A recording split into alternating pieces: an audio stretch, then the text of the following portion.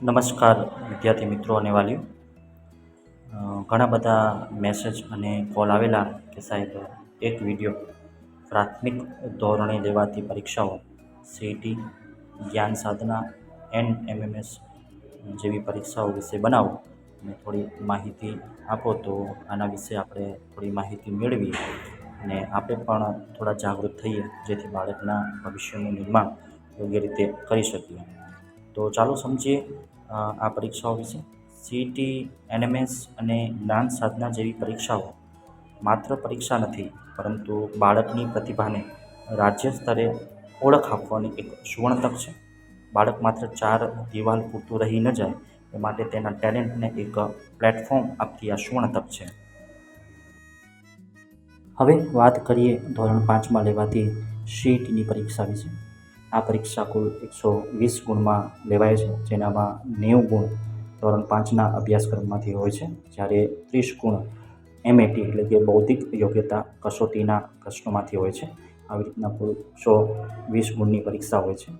આ પરીક્ષા પાસ કરી અને મેરિટમાં આવવાથી ધોરણ 12 સુધી બાળકને 41,000 સુધીની શિષ્યવૃત્તિ સરકારી શાળાના વિદ્યાર્થીને મળે છે, જ્યારે ખાનગી શાળાનો જો બાળક હોય તો તેને 1,54,000 જેટલી શિષ્યવૃત્તિ ધોરણ 12 સુધી મળતી હોય છે. આ પરીક્ષાનો મેઇન ફાયદો એ પણ છે કે જો તમે મેરિટમાં આવી જાઓ છો તો મોડેલ સ્કૂલ, એકલવ્ય સ્કૂલ અને ખાસ તો રક્ષાશક્તિ જેવી પ્રતિષ્ઠિત સ્કૂલોમાં એડમિશન મળે છે, જ્યાં ધોરણ 6થી કરી અને 12 ધોરણ સુધી તદ્દન ફ્રી શિક્ષણ સાથે ઇન્ડિયન આર્મ ફોર્સીસની તૈયારી કરવાનો પણ મોકો મળે છે અને એક પ્રતિભાશાળી વિદ્યાર્થી તરીકેની એક અલગ ઓળખ ઊભી પણ થાય છે. હવે ધોરણ 8માં લેવાતી જ્ઞાન સાધનાની પરીક્ષા વિશે વાત કરીએ.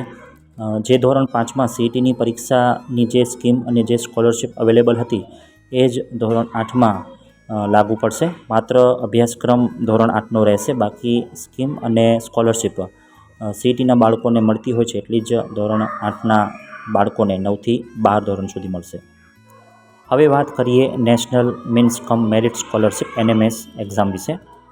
આ પરીક્ષા કોણ આપી શકે? તો ધોરણ 8માં અભ્યાસ કરતો વિદ્યાર્થી. આ પરીક્ષા કુલ 2 ભાગમાં હશે, એમએટી અને એસએટી.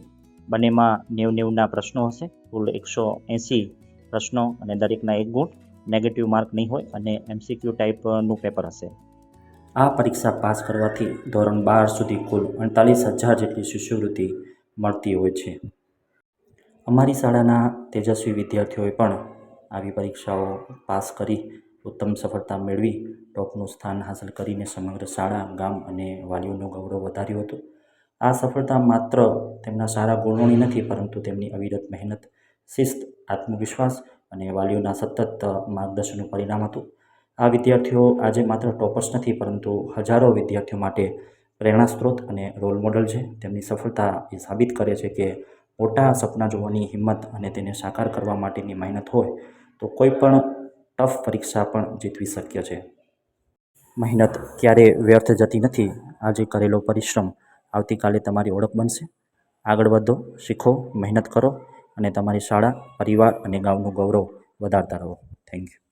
આશા રાખું છું આ વિડીયોથી ઘણા બધા વાલીઓ અને વિદ્યાર્થીઓ, શિક્ષકોને માર્ગદર્શન મળશે અને જરૂર પડે તો આ વિડીયોને શેર કરશો, જેથી જરૂરત વિદ્યાર્થીઓને આ માહિતી મળી શકે.